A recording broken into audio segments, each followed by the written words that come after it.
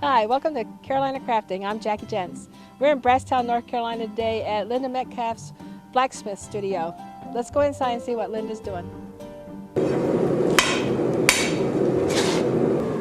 doing for this writing.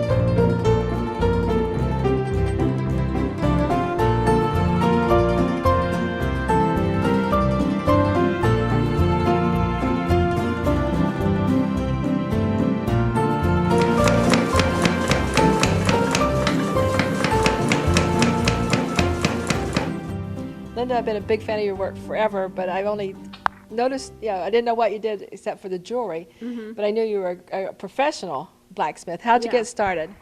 Well, I studied 3D design, specialising in metals in England, and worked for Blacksmith in UK after that for a little while, and had a break while I dealt with college loans and things, and then delights of college financing. And then I came over here 10 years ago and did a work study here at the folk school to kind of jumpstart myself back into some blacksmithing again. So it was the folk school that drew you to this area? Yeah, definitely. I like the fact that you could do short courses, you weren't committed to a year doing a course of study, and also the fact that the work study program at the time gave me an opportunity to do classes without committing a whole lot of money to the thing, because I had time but not a whole lot of money. So the work exchange where you worked for 2 weeks in return for a class was a really good thing. How long did it take you before you made up your mind you were going to stay here? Well, that's my husband's fault. I met my husband Elmer Rausch within a couple of weeks of arriving here, and that would change your mind. And so my 3-month visit extended into 5 months, and then I left and went on further travels. But I got a job in Tennessee as a resident artist up at the Appalachian Craft Center for a year, which is only 4 hours drive from here. So that gave Elmer and I a year to sort of make up our minds. Yeah, and so before that year was out, we'd got married. Wow, that's a good story. I never heard that one before. I like that. Yeah, so that's why I'm here. And is Elmer a professional blacksmith too? Yeah. So we kind of join forces and we share a workshop. We work in kind of different ways, so it's been interesting kind of balancing doing work that we both prefer as well as collaborating on big projects. So yeah, we sort of work together some and work on our own projects too. I know you're working on a big build right now that I've seen things I've never seen before. I didn't know you could texturize metal. I didn't. Yeah. Some of the stuff you're doing, I had no idea. So explain a little bit about what the new stuff is going to be, and then we'll go look at you do something of it. Okay. Well, we have been working on a project that I designed to have the balusters bolting directly to the treads of the stairs. So it's a big staircase going up? There's 4 flights of the staircase going up 2 floors. So you go up kind of a half flight to a landing and then the other half flight to the next floor. So we've got basement to the first floor and then up to the second floor. So there's about 90 treads in all. Wow. And so, 90 balusters in all, 30 treads. So there's 90 pickets or balusters that bolt through the stair, and they start out as 1 3/4 solid round bar that starts out about 13, 14 inches long, and then we forge it out and taper it down so that it stretches into being about between 36 and 42 inches. Are the treads going to be metal? Or are they wood? They're all in wood and they're already there, and the whole system actually goes out into a kind of a stone tower that's been built on the outside of the house, and the stairs revolve around a big wood post that runs through the whole thing. It's this huge log home, log construction home. And so the challenging thing for us is that everything's a bit irregular. There are no, vertical uprights. Everything's got a, surface to it. And of course, a lot of the beams change diameter as they go up. They're wider at the base and then narrower at the top. So there's quite a lot of geometry and sort of mathematics involved in actually. This is why you study math in school. Yeah, right. You can't do architectural ironwork without being able to, work with angles and run the numbers for sure. I could never be a blacksmith. Well, let's go take a look at some of your work. Okay. Tell me the process.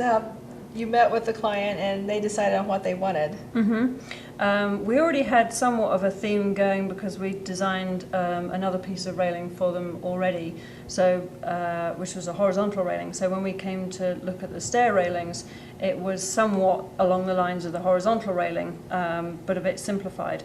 So we gave them a couple of suggestions of doing this kind of branchy design with like nubs of branches coming off the main balusters to add a bit of interest. And so the stairs that they've got are sort of 3-inch wood pieces directly on the stringers. So they're not framed in, they're not solid or closed in, is what I mean.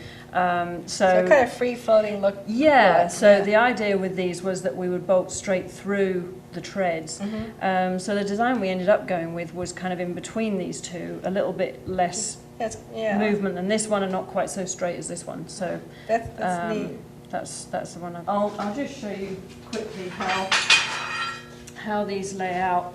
The whole project will actually be constructed on site. We will be taking these balusters as separate pieces to the client's home and bolting these to the stairs and then laying on this top rail. I noticed you've drawn a grid. Yeah, that's sort of a slanted version of the staircase. Let's see if I can find a short one. So that's a long one. There are 3 lengths of balusters, short, medium and tall, with having 3 on each step. So we'll be bolting these in place, putting this channel top rail, and then this cap rail will actually bolt down to the channel place. So where these come through here, they'll be welded once they're on site. Will these be polished or finished up a little bit more? Yes, yes. I think I've got, there's one. Ooh. I had to do some tweaking on this end, but this surface is more what they'll be like once they, and then we tumble them. We've got a rotary tumbler, and it knocks this kind of scale off and gives the metal a bit of a polish, and then they'll be sprayed with a clear coat of spray. And with this particular design, it's the first time I've had a railing design come up where we haven't got like a bottom bar to join everything together, which is why we've got to take them all as separate pieces on site, because otherwise they'll just be attached with the little weld up there and all the weight is out here. So there is just no way we'd get them on site with the whole thing in one piece. We'd have these broken off. So just by actually trying to lift the thing off the table, you end up with them kind of, bending and so it's been quite an interesting kind of construction exercise for me. It's amazing that you take a small piece and stretch and pull. Right, that starts out about that long, and then we forge it down. This blue power hammer in the corner there.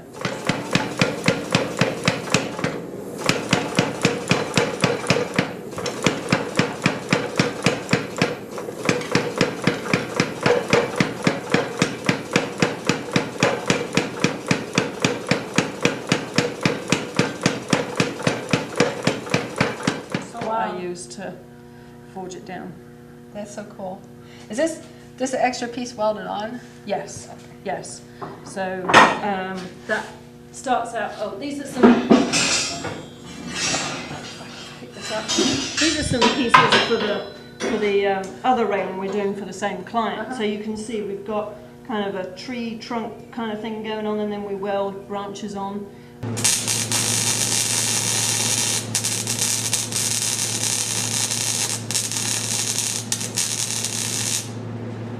And then kind of texture them in, and then these will be fired up so that the shininess of that disappears, and it just kind of looks like one piece, like those nubs kind of do there. And this, Yeah, oh, that's cold. it's heavy. It's heavy. No, it's heavy. I did not expect that. So this is the turnout for the bottom of the handrail that goes down into the basement. And another little technical challenge for us was that they have the heating in the floor of the basement, the water pipes running through the floor, so we couldn't drill into the floor. So we're going to have to do one last picket that actually attaches to the side of the bottom step, and not have one that goes into the floor like that. So I've got to have this finish on the top of a picket there. Wow. So this is actually going to be kind of free floating, and the last actual picket will be under there. That's cool. So Yeah, that is cool. I like so that. that will actually get attached to the bottom of this piece here. So that's that whole cap rail for that stair. Could you show me how you make the texture? I've never seen texturizing on metal before. Can you take us over to that machine and show us how that works? Okay, this is some kind of press. That's right. It's a fly press. Fly press. Oh, Yeah. because of Flies around. Okay, so this, I'm sure you customized your work to get this done, but this, you made a trough? Yes. So this was to form the curve on the cap rail for this railing, and we textured it first. So imagining this is a long bar, and I use the gas forge to heat the section in, and then under the power hammer we impress it with this kind of indentation thing. And you know, by not having the whole pattern done at once, you can randomize it a lot more, you know, instead of it stamping out exactly the same thing all the way along. So it's Did you make this too? yeah, it's just cool. weld beads and That's neat. so yeah, the nice thing about blacksmithing is if you don't have the tool you need, you just make it. So it also makes your stuff very unique. right, Very. you can do what you want. That's right. So with this hot again, I mean, this isn't going to move this It'd be piece of glowing bar, red and with a hot, long bar, we'd start it under there and press that into it so that the texture is on the downside, so that you cut the whole thing. So that's how we made all the handrails. And there it goes. So this is all glowing red. No, just the steel that you're working with. Yeah, But this hopefully doesn't glow red. Right, Otherwise but it this starts does. But yeah, this. Yeah, so that's being pressed in. Yeah, Okay. and the heat is probably normally about 12 or 14 inches long, so you've got that much to work with at a time. So normally when we're working with a bar, we've got another one into heat. So we take one out, work it, put it back into heat, take the other one out. So it's a very lengthy, Yeah. time-consuming Right. process. Yeah. So Yeah. you've got hours and hours of Yeah. labor in here. Yeah. I'd estimate to make handrail like this, it probably takes about an hour per foot, Oh, wow. I'd guess. Around about. Wow. I'm going to be really selfish now. I want to see your jewelry, because blacksmithing and jewelry, you don't think of those two together. So Right. I really want to see that. Okay. Let's look at that. When I first noticed your work, I have a little shop out in the shops in Brasstown in Brasstown, North Carolina, and you have a little workshop behind it. And I noticed your work there, and then we did a craft show together in Hayesville one year. And this to me is like so amazing. You do the almost crude work because it's big and huge, and then the fine, delicate work. Which came first? The blacksmithing came first, and while I was in Tennessee at the Appalachian Craft Center, the metals professor there, Bob Coogan, ran a workshop doing layering, fusing technique called mokomegane, which I was really excited to learn. It's kind of the non-ferrous companion to Damascus steel that fancy knife blades get made from. And so this is a way to put patterning in jewellery, and it also starts in the blacksmith shop. So as somebody who wanted to play with jewellery and is already a blacksmith, you know, it couldn't be more perfect, really. This is my favorite piece, of course. It's big and it's pretty. And do you do the same techniques of heating and stamping? This is a number of different techniques. I've got a couple of mokume panels on the front, and then I texture the silver and copper panels. Some of them are textured by passing them through a rolling mill with a textured plate so that the metal picks up the impression. And then some of the other panels have kind of a flooded inlay technique where I stamp into it and then flood it with a hard silver solder that has a nice high silver content, and then I sand it back so that then you can only see the stamped areas. I don't know if you can see these little stamped patterns here. So they were all depressions in the metal that I then flooded to get those patterns. That's cool. Yeah, I'll show you how it.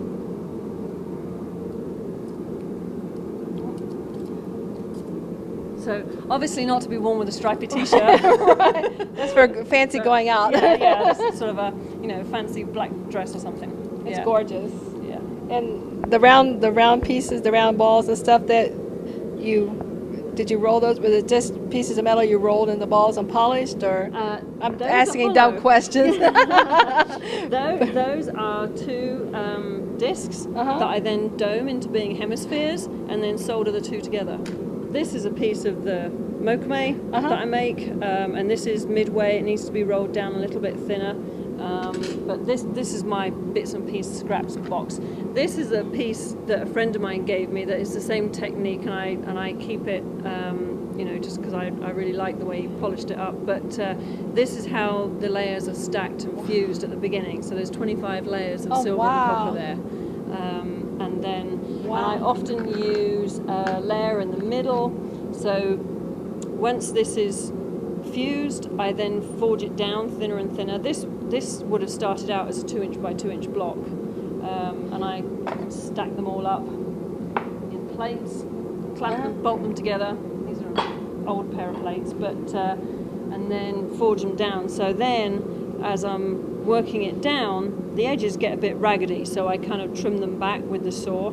So I also end up with lots of these really kind of interesting those are nice pieces. end pieces. So actually, if you put a pin back on that'd make a gorgeous. I've made some really interesting pendants and rings and things with these sections as well. It kind of, not even to compare to the technique and the work, but it kind of reminds me how people work with Fimo clay. Yeah, it's exactly the same technique. Yes, of sort of cutting parts away so you can see the lower layers and then rolling it out. I'd never seen that done, so that's very interesting. What was the name of that technique? Mokume gane. And it means wood grain metal in Japanese. How long has it been around for a long time? Or it was, I think, first developed about 450 years ago. Wow. Yeah, when they're making the samurai swords, they would use the Damascus steel for the blades, and it gave them a chance to use two different steels to make the blades not only strong but also have a bit of spring to them so they wouldn't snap. So then this was used on like the handguard pieces and the ends of the handles. Wow. Yeah. I learned something today. Yay, that's so cool. And what a piece of history you're passing on. Yeah, it's a really in a form cool of jewelry. technique. Yeah, it is. Yeah. I really like this work. That's really interesting. Are you doing any shows this year? I'll be doing a couple of shows later on this year, yeah. Fall Festival? Yeah. Yes, definitely. First week in October at the John C. Campbell Folk School. Yeah, that's a lot of fun. Yeah. Thank you so much. I've enjoyed today. I've learned so much, and I'll see you in Brasstown. It's great to have you here. Thanks for coming over. You're welcome.